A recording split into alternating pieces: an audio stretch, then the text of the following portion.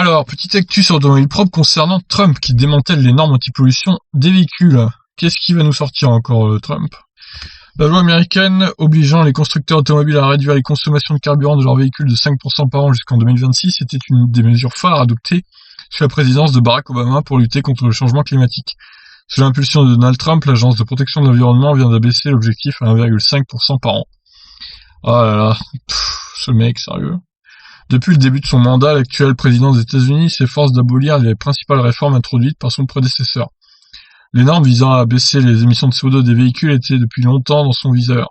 S'il n'est pas parvenu à les abolir complètement, comme il en avait eu l'intention, Trump vient de réussir à réduire fortement leur portée. L'objectif, selon lui, serait de réduire la hausse des prix des voitures neuves.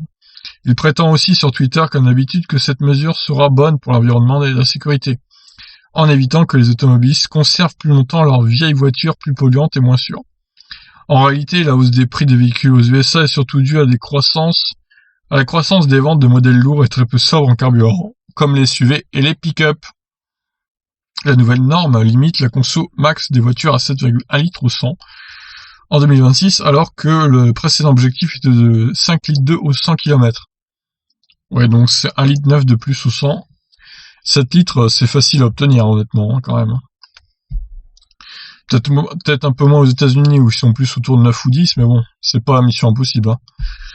Furieux, les défenseurs de l'environnement estiment que ce retour en arrière aura comme conséquence une augmentation des émissions de gaz à effet de serre de 900 millions de tonnes par rapport à celles qui auraient pu être limitées par les normes imposées sous l'ère Obama.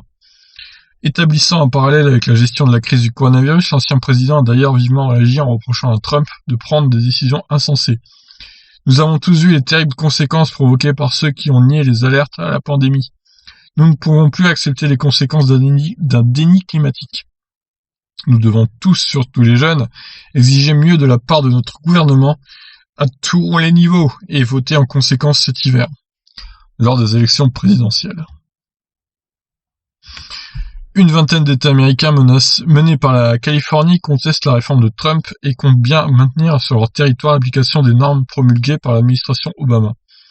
Une décision que la Maison-Blanche entend contester en abolissant la réglementation permettant aux États d'édicter leurs propres règles en matière de protection de l'environnement. Oh là là, la bataille juridique s'annonce rude. Cette situation ne plaît évidemment pas aux constructeurs qui sont confrontés à des législations différentes selon les États. Il y a une grande incertitude quant à l'issue de cette querelle. Certains comme Ford, BM, Honda, Volvo et Volkswagen ont déjà annoncé leur intention de respecter partout les normes les plus strictes voulues par la Californie et les États qui la suivent. Ben ça c'est bien. GM, Fiat Chrysler et Toyota se rangent par contre du côté du président en plaidant pour une législation unique sur tout le territoire américain. Même Toyota qui a plein d'hybrides. Ah là là, les escrocs quoi.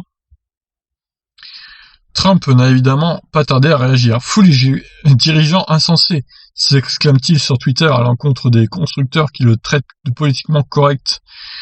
Des insultes qu'il profère à peine quelques jours après avoir déjà critiqué Ford et GM pour le manque d'empressement que ces entreprises mettaient selon lui à obéir à son injonction de fabriquer des respirateurs pour les hôpitaux confrontés à la pandémie.